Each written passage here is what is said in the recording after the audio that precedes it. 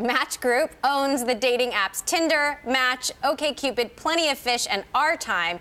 Shares fell more than 10% on that news. That is the most since November 2016. But the company says it's not worried about Facebook putting the moves on its business. According to data from Piper Jaffray, millennials are using Twitter more than any other dating app. Joining us now, Mandy Ginsberg, Match Group CEO.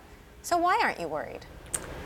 Well, I mean, we've been in the dating business for 20 plus years. And I mean, our philosophy is that every day we come to work every day, and if we can deliver great products and deliver what people are looking for is to connect and meet, then we shouldn't be as the market leader. But I do think that for our biggest growth engine, which is Tinder, which is really the 20-somethings, I think there's sort of two facts. Is that one is that I'm not sure if 20-somethings are going to go to Facebook to date, so I don't think it's going to get impacted. And then two, what we've seen is that people really do want to separate their dating lives from Facebook.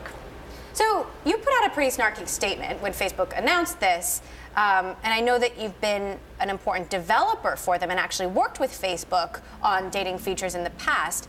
Do you feel betrayed, or is there any bad blood there? No, I mean, so we've got deep partnerships with Facebook even today, both on the advertising side and on the development side, and so we work with Facebook all the time. I don't think it's hugely surprising. We see in our data, because we survey about every quarter thousands of single people in America, and we see that people meet and connect on Facebook all the time. It's just more implicit, and now at this point they're launching something a little bit more explicit. So we'll see what they do. So that said, Facebook is 2 billion people, and even though they're having all these problems, 2 billion people still seem to be using it. I mean, that's a lot. They have a lot of data on a lot of people that could be put to helping match people up. I mean, doesn't the scale or potential scale of it concern you?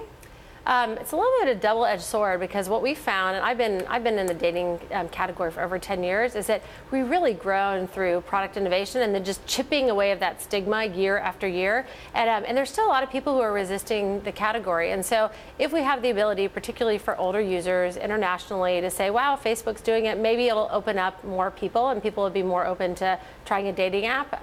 And then we see that people use 3 to 4 dating apps at a time. So it's not a one-size-fits-all industry for sure. So I want to ask you a bigger philosophical question. Do you think online dating is good for society? I mean, it seems like it would be hard to deal with swiping left and swiping right, and being a millennial right now would be kind of stressful.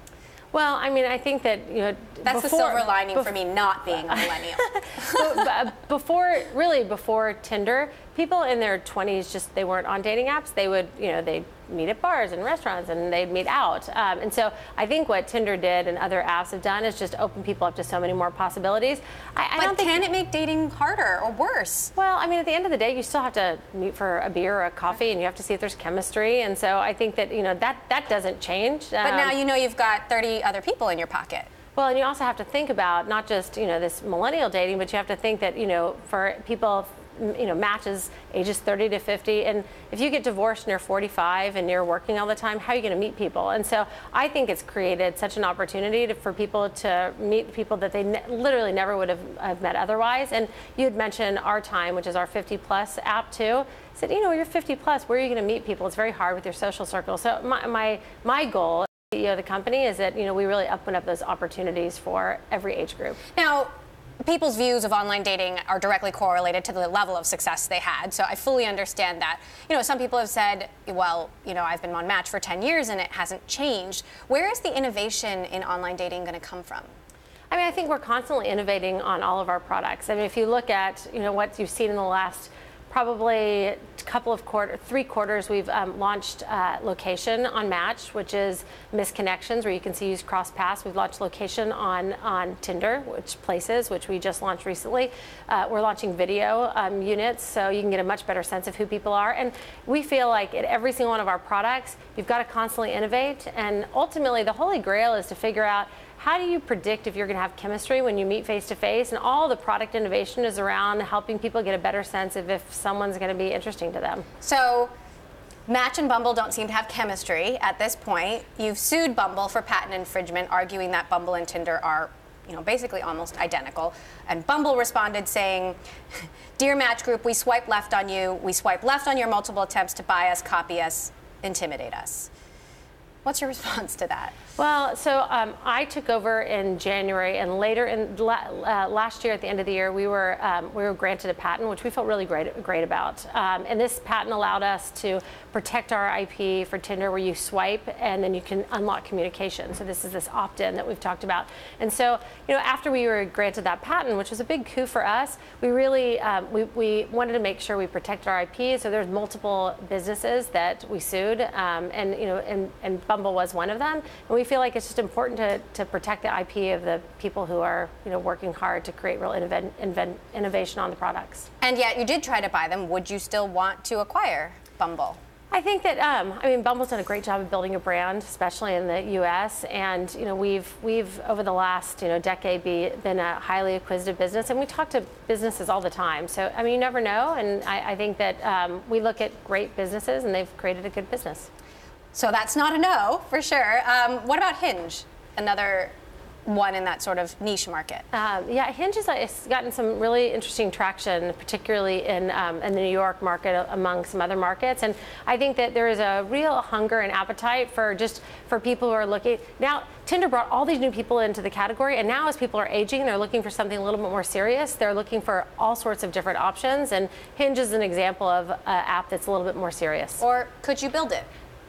Well, we look at sort of three different ways to grow our existing businesses.